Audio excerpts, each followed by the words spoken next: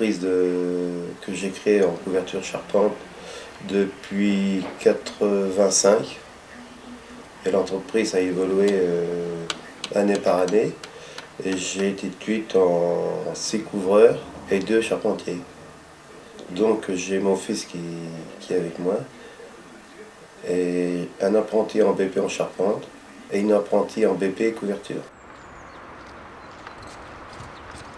Le méthode d'apprentissage, c'est que dans le bâtiment, on manque beaucoup de main-d'œuvre. Et si personne ne les forme, il n'y aura pas des compagnons pour prendre l'exposition derrière ou faire ce métier-là. Et moi, je dis qu'il faut se dévouer. Il faut faire les deux. Un apprenti, il faut qu'il fasse les deux. Il faut aller à l'école, au centre, et chez un patron, parce qu'autrement, c'est là qu'on apprend le mieux.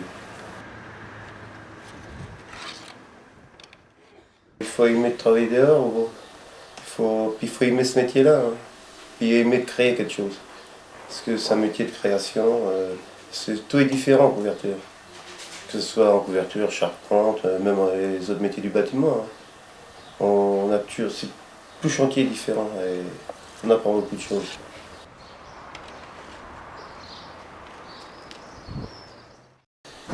Ils avaient du mal à admettre qu'une fille arrive en couverture. Il y en a qui venaient voir parce qu'ils avaient du mal à croire qu'il y avait une femme sur le toit, mais... Non, il y en a qui étaient surpris même, beaucoup surpris, surtout en couverture, hein. Parce que dans le bâtiment, en déco, peinte ou électricité, il y en a de plus en plus maintenant. Mais en couverture, métier assez dur et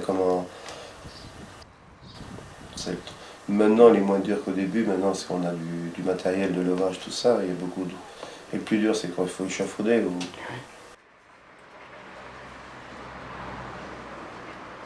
après mon bac, je voulais faire un BTS études économiques de la construction, tout dans le bâtiment.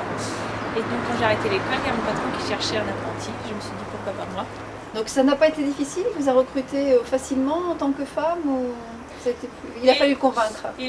Non, ça a été quand même, mais il a quand même réfléchi pendant une journée, c'est tout. Alors après, dans le cadre de votre formation, est-ce que vous avez rencontré des difficultés particulières ou pas du tout?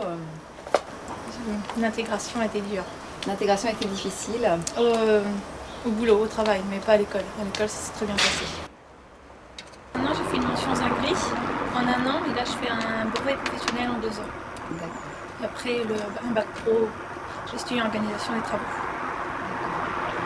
Et vos projets sur un plus long terme, ce serait de reprendre une entreprise ou... Pour l'instant, c'est pas mon but, mais moi, ce que je voudrais maintenant, c'est pour plus tard être coordinatrice des travaux. C'est-à-dire faire le suivi des chantiers, les devis, tout ça. Qu'est-ce qui vous plaît dans votre métier?